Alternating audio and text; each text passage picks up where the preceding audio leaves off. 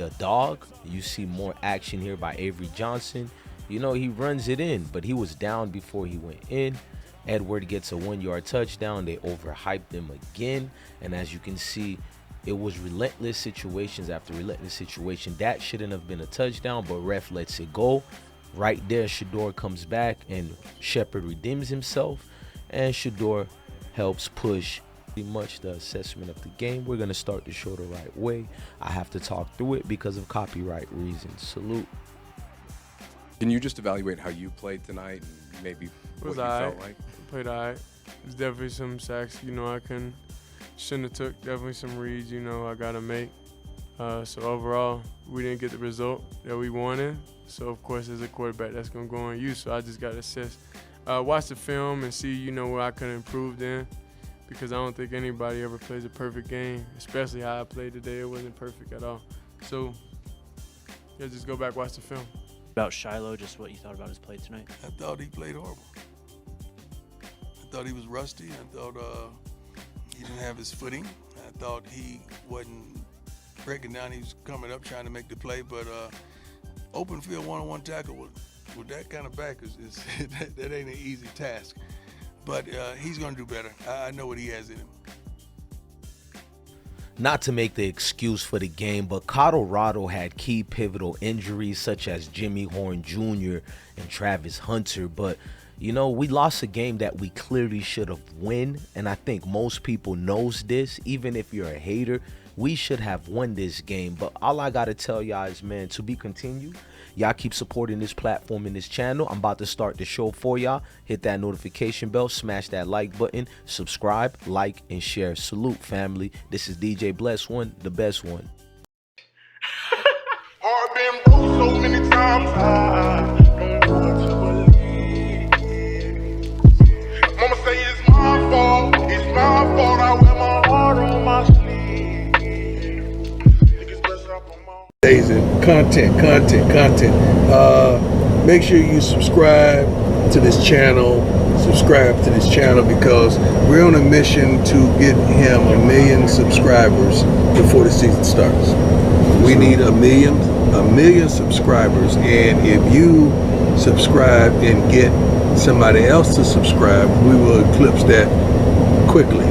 Quickly. But if you do that and you prove to us that you've done that, we're going to give you a call. All right? We'll give you a call. We'll do that. We'll make that happen, or we'll go live.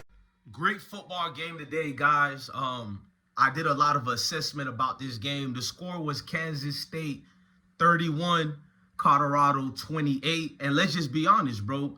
There was no way we should have lost this game. I want to criticize how overrated Kansas State is because they are overrated. But I can't focus on that because we cost ourselves a game. So we got to look at it. It's a good thing and bad thing. It's a good thing because since last year and this year, Colorado been hanging with every other team besides Oregon. Oregon was the only team that just made us don't even belong. I admit that. But everybody else, we showed proof, bro. This is a program that's fastly growing quick. They're getting respect from real players, not you haters and non-sport fans who love being in the comment sections. Y'all don't count. But great game. Now, what cost us the game is why I got to focus on Colorado losing instead of Kansas State the most. But let's get a quick summary. So it was a back and forth, good football shootout like we was in Texas or something, bro. You're looking at Avery Johnson. I think he's overrated, but he came through at the end of the quarter to have 223 yards or something like that. He only had like 102 yards. He's an overrated gimmick quarterback. He's taking pictures and signing autographs during the game. Can you imagine if Shedeur did that? But I did a separate video about that. Go check that out. Or maybe, I don't know which one of these videos are going to be uploaded first. But Colorado was progressing with their receivers. You got to remember, Travis Hunter, early in the game, we scored first. We had the game on cruise control until Travis Hunter has like a left shoulder injury, a left arm injury, and twixes here and there. I'm pretty sure the personnel said, we don't want to cause further injury, sit him out. Will Shepard was doing good again, but he had a game like Baylor where he performed outstanding and had a key pivotal drop, but then came back to make amends. You feel me? Because he had a drop where that could have easily been a touchdown, but he didn't look down on himself. The Vanderbilt transfer transformed into an actual professional. A professional is knowing how to make a costly mistake and forget it and move on to the next play. That shows you your career is going to be playing on Sundays. Mr. Will Shepherd will be playing on Sundays, ladies and gentlemen. But let's keep going forward.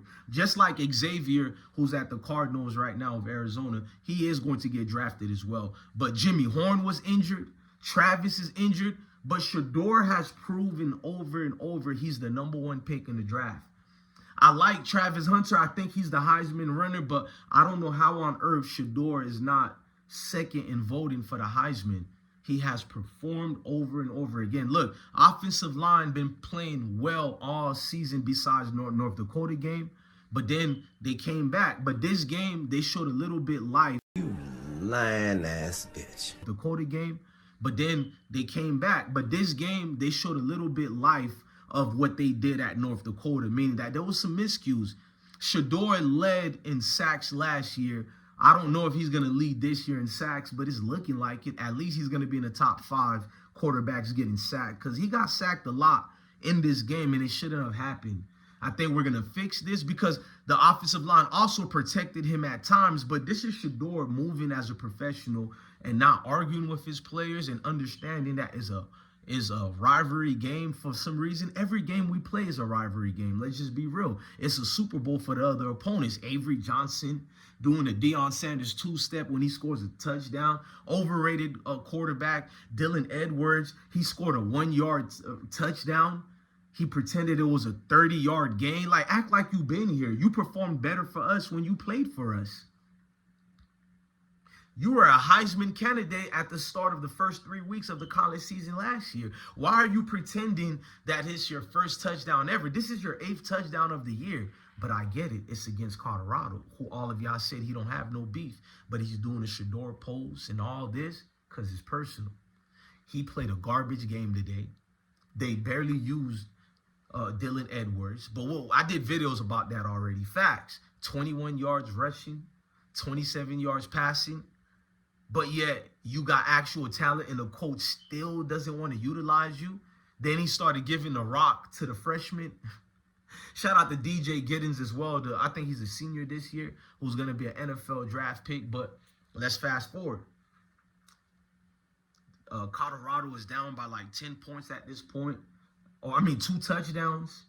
And it looked like it was away. But if you're a Colorado fan, you know they always improve. That's one thing about Colorado football. When a game is on the line, something snaps in these young men and they race forward. You know what I'm saying? And I like what I've seen. This game against Kansas State lets me furthermore know we should be good for the year. We will win 8 games or more this year. We will be playing in a pivotal bowl game. All them Florida recruits is coming down to Colorado. You've seen all them. We're going to get Juju.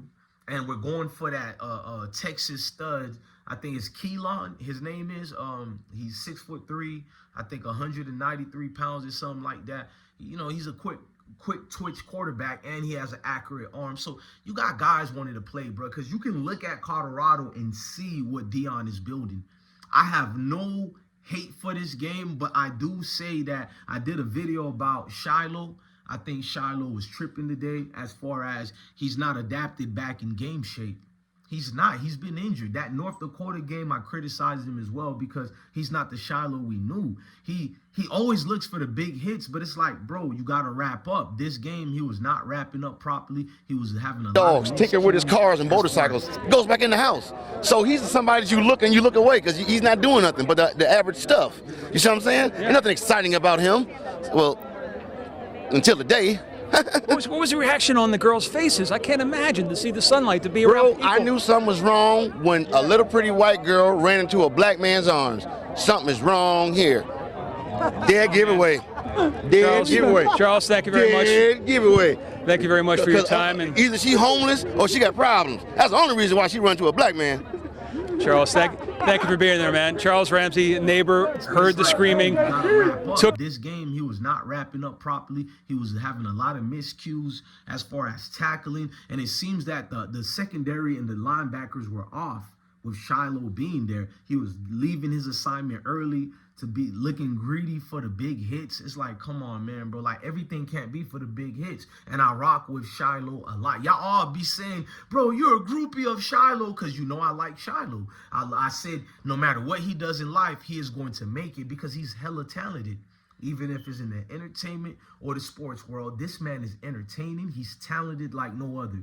But the North Dakota game and this game, he hasn't been Shiloh. I think he should have come off the bench and they could have assessed him to see if he's good enough as far. We know he's good enough to start, but like good enough healthy to come back and start next week. He shouldn't have started right back from injury. You're supposed to see where a player is at. And it threw everybody off balance because Cameron Killer Silman Craig, he played a hell of a game. I told you he has a cerebral mindset. He's like a Bob Sanders mix with Ed Reed on the field. And I think he was thrown off because Shiloh got thrown back in there. Killer Cam got to do his own thing when Shiloh was not there. Let's just be real. He got to command that field like a field general. You put Shiloh there, it confuses things, man. The defense just started gelling together. There was no need for Shiloh to start this game at all. Defense has been improving, and they almost reverted back to that North Dakota game. There was no way we're supposed to lose to Kansas State today. That's my little disappointment, but you can't handle injuries. Our key players were injured. I mean, injuries happen. You can't use it as an excuse. So I'm an upfront book with y'all. You know what I mean? I ain't going to dance around that, even though we know we could have won. But a loss is a loss. We lost. Got to accept it. We lost. But it hurts because when you know a team you're supposed to be, I don't care if Kansas State was ranked the #1 team. We know football. I know football. This team shouldn't even be able to compete with us like that. DJ Giddens is the superstar of Kansas State. Nobody else. Without DJ Giddens, Kansas State he's been saving them. Games after games after games, DJ Giddens have saved Kansas State. It's not the coaching skills of Chris Kyman, because he does tricks like making fake injuries to slow down the momentum of the opponents. He's been doing this last year. He did it against Tulane. He's now doing it against Colorado. He's a gimmick coach. When he's losing, he reverts to being a dirty coach. But fast forward, it's not Dylan Edwards, who's barely used. He's a do-boy over there. Like, come here, scrub. Go do this for me. Go do that. These are factual. Debunk what I'm saying. Am I saying Dylan Edwards is trash? Hell nah. We could definitely use him right now in Colorado. We know how to use him.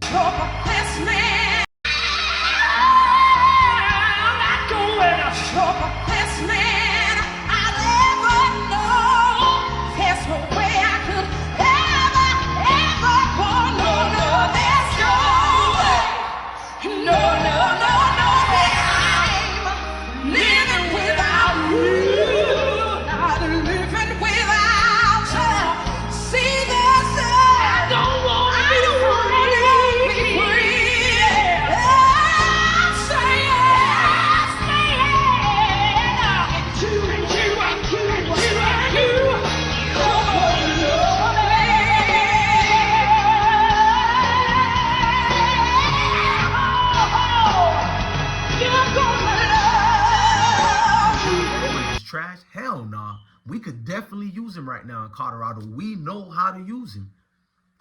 Kansas State doesn't know how to use Dylan Edwards, that is. You don't want to hear me say the truth about that. It is what it is, man. It was a great game. I seen Kevin Durant and all these celebrities there. I'm not trying to hate, but I just feel like enough of the theatrics of these type of celebrities, bro. I've always been honest. Deion is already the GOAT enough where we don't need that. But if we have it, then so be it. If that makes players get recruited to see them, I welcome it. You know what I mean? I just know us real supporters, like, we live and die this football thing, even if it's not Colorado, even if you're a Kansas State fan, if you're a Nebraska fan. I'm going to be fair. People live and breathe this. We're not talking about the groupies, the fake fans, or the haters. We're talking about thorough football fans. We live this every day.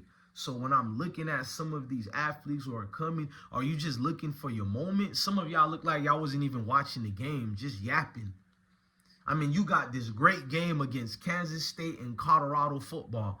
two good teams. It was a good football. Like, I want to be mad about a lot of stuff, but I couldn't. I had great football watching my kids play. Then I had great football in college games today. You feel me? Ohio State is overrated, by the way. And Will Howard, don't say his name in the same breath with Shedeur anymore. I told y'all, he's an overrated quarterback, but we'll get to that later. See what happens when you play cupcakes too much? I think both Kansas State and Colorado football will dog walk Ohio State. I told you. After watching Colorado play Kansas State, I'm even more further thinking both teams will run over Ohio State. That's a fact. Deal with it. Don't get mad at me. Don't get mad at me, bro. I'm just out here just to preach and profess the words of the Most High. That's all I do, bro. I'm still going to rep the brand. I was proud of my boys today, man. It's nothing to put y'all heads down, man. Great football. You know what it's going to look when people look at the wins and losses? They're going to say to themselves, damn, this is a real football team. A football team that scares us a little bit. When we play other ranked opponents again, even this year or next year, they're going to look at those wins and losses and go, damn, them boys know how to handle themselves, though. Definitely, bro. So what we're saying to you guys is, and I know my eyes are bloodshot red, but we're not going to get into that conversation, but I feel good. I feel like Deion Sanders has been doing a great job along with Pat Schumer, along with Robert Livingston, like just all the defensive personnel such as Warren Sapp and all the other staff members, all the personnel on the offensive side of things, special teams. It was great to see a team do good and lose, and you can't really be mad at them. That's when you know you got a football team, because there are teams that lose in ways that make you rip out your hair and pull out your hair type ish. There are teams that lose in a way where I see the jealousy and hate. I see the jealousy and hate. Fuck that shit, you gon' be straight. Hold up, bitch. I see the jealousy and hate, but I got shit up on my I see the jealousy and hate. Ways that make you rip out your hair and pull out your hair type ish. There are teams that lose in a way where you never want to support them anymore. But this team shows you like they're here to stay, man. Colorado's going to be a problem for a long time. And even if Deion Sanders should leave, they've been relevant in the face of football for so long now that it's going to take for the next 8 years to 10 years for them not to be. This is after Deion Sanders if he leaves. It'll take if Deion Sanders leaves, even if he retires 20 years later, it's going to take another 10 years to 20 years after that for them not to be relevant anymore, because that's how much they kicked in the doors open and showed a new way of things on how to do it. You got well-off media and all these other people who's showing you the standard on how to recruit, how to get the transfers, or how to make a visible team more profitable.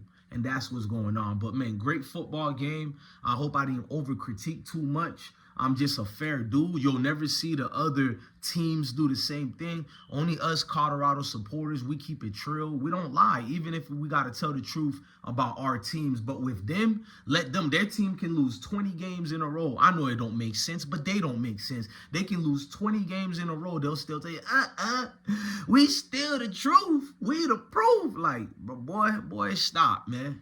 And that's what I got to deal with, man. So we don't talk to brick walls over here. Don't ask why I speak to people a certain type of way, because I only take certain type of trollings. But when it's football, who wants to deal with trolls? Let's get in a real football conversation. They don't do it. They prove me correct every time. They just know Colorado is playing. They don't even know the team.